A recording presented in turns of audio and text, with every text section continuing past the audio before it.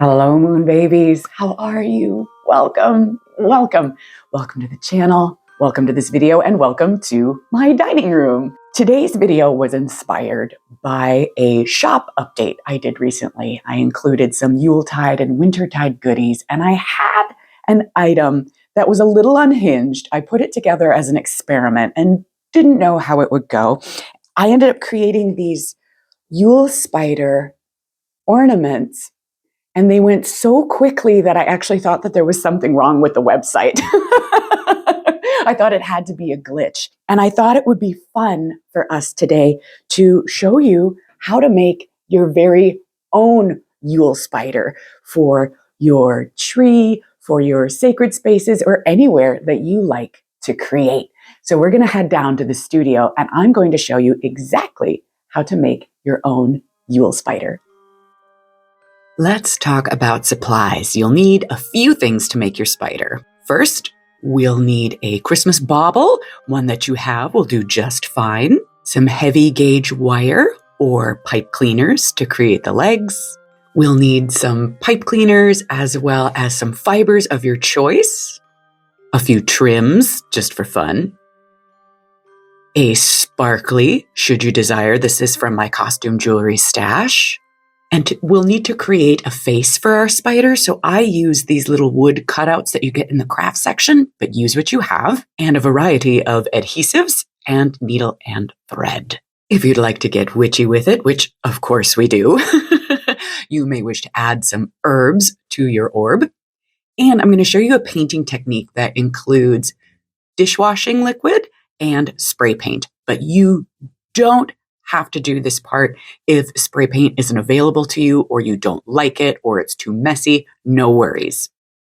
We're going to start by painting our ornament. We're going to take that little hanger off so that we have a clear surface, and I'm going to take it over to the spray booth. I have a little nail just stuck in some cardboard to hold up the ornament while I paint.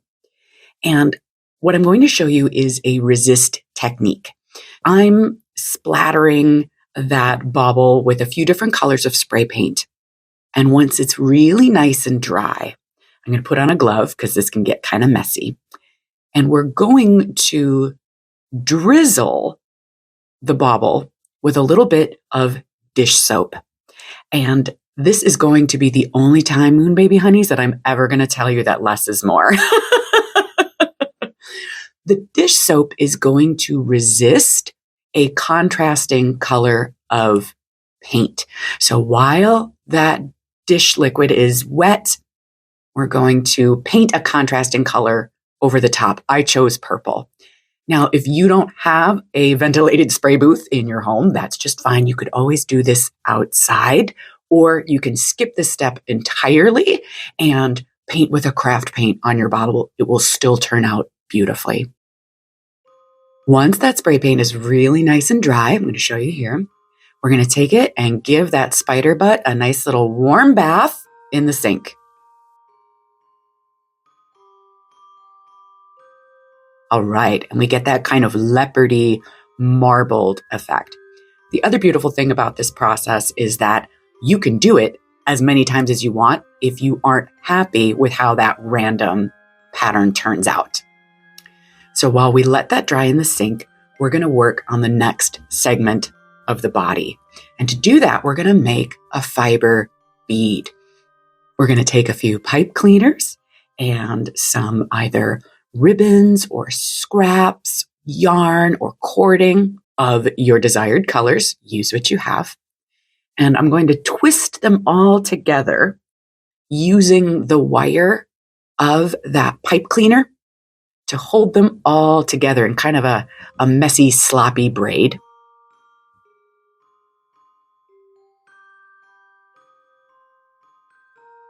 And once we've got it into a tube shape, we're going to start rolling it tight to make a bead. Beautiful. This is an optional step, but I would recommend it to add strength and potentially interest to your bead. We're going to add some stitches. The first few stitches, I'm going to go just straight through that ball just to add some strength so that all of those fibers stay connected. And then I'm going to stitch along the outside until it feels like a nice compact bead.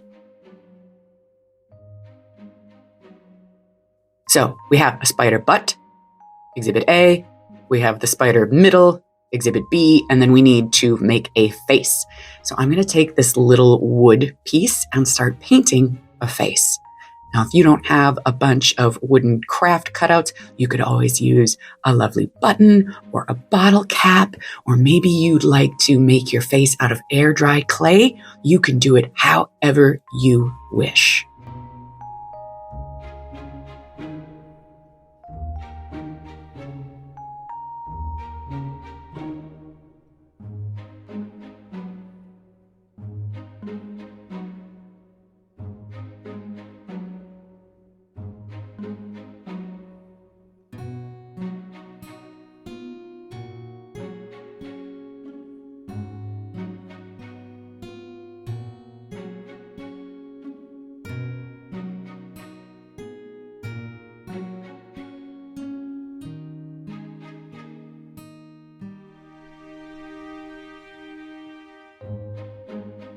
While our face is drying, we'll continue working on the bauble segment. And here, I think this is a great opportunity to enchant your Yule Spider. You could include magical herbs for blessing or creativity, potentially prosperity. You could also include any little stones, or perhaps you create a sigil that you put on a tiny scroll and tuck inside. It's completely up to you. We're going to address sort of the little neck of the ornament with some fringe. I love this fringe because it adds a little bit of sparkle, and I don't know, there's something inherently spidery about it. Let's talk legs. I have 2 pieces of floral wire here that I've painted. Again, use what you have and what you like. And I'm going to cut them both in half so that we can create 8 legs. So each segment is going to turn into 2 legs.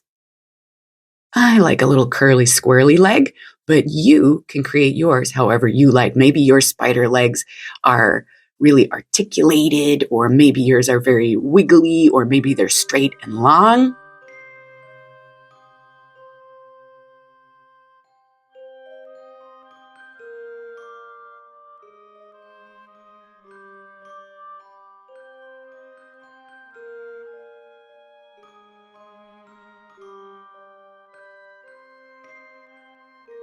Voila, spider legs. Now we're going to attach our legs to the base, so our largest piece. And I like to do it so that there's a front and a back. So on one side, I'm going to attach 2 wires. So that will create 4 legs. And I'm just using hot glue here. You use what you like. And then I'm going to flip the spider body over and attach the other 2 sets of legs.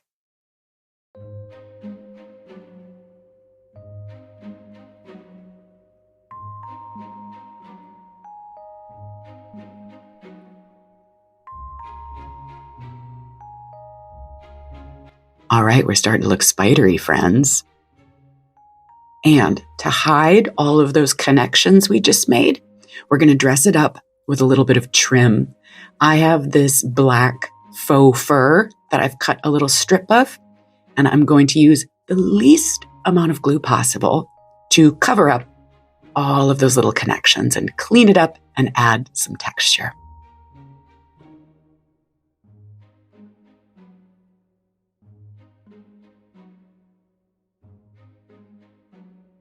Okay. Now, if you choose to use a bauble, I'm using a ring from my costume jewelry stash. You could use an earring, or maybe you have some lovely sequin trim, or whatever you would like to use to glamorize your spider. I like using a ring because it creates a beautiful little nest for that body to fit nice and snug. And now we're going to attach the face with a little dab of glue. I would like my spider legs to have a little bit of personality. So I'm painting some purple stripes, and I'll go in with some flatback rhinestone just for a bit of extra sparkle. I want her to have very glamorous knees.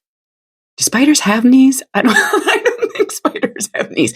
This Yule spider has very fancy knees. And while we're making sparkly spider knees, I'll tell you a little bit about the legend of the Yule spider, also known as the Christmas spider. This is a folktale that has many variations and can be found in Ukraine, Germany, Poland, Denmark, Norway, Sweden, Finland, Russia, and Eastern Slovakia. There are multiple versions of the story. One version of the Christmas spider details a person frantically cleaning on Christmas Eve, and they chase all of the spiders up into the attic. And then when the family is asleep on Christmas Eve, the spiders want so badly to sneak a peek at the tree that they all creep down, and in their joy of exploring the tree, they cover it in webs. And when the sunlight of Christmas morning hits the webs, it turns them into strands of gold and silver. In some versions of the story, it is Saint Nick that turns the strands to gold and silver. The story is also a possible origin for the use of tinsel on Christmas trees. And now we're going to take that hook from the very beginning and we're going to attach it to the new top of the spider. And we're going to let that sit overnight to let it dry and be strong before we put it on the tree.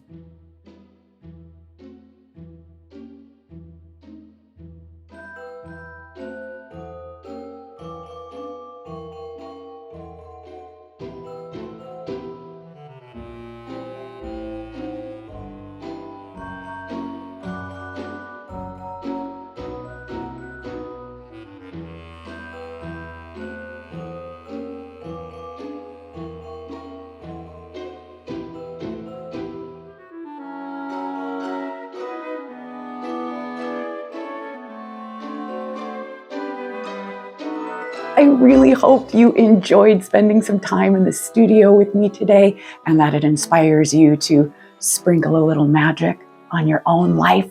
I want to thank you so much from the bottom of my Art Witch heart for joining me today. Whether you've been with the channel for years or this is the first time we're meeting, your time is precious and it's an honor to create for you. And I always feel so blessed when you choose to visit this weird little corner of the internet. I would also like to offer a massive shout out of gratitude to the Moon Babies over on Patreon who make this work sustainable and possible. Thank you so much. And before we depart today, my friends, I would love to extend to you a good Yule, blessed solstice, Merry Christmas, a beautiful winter tide, and a joyous 2026. May all of your desires come to pass. And until we speak again, my friends, witch on, witch boldly, and be well.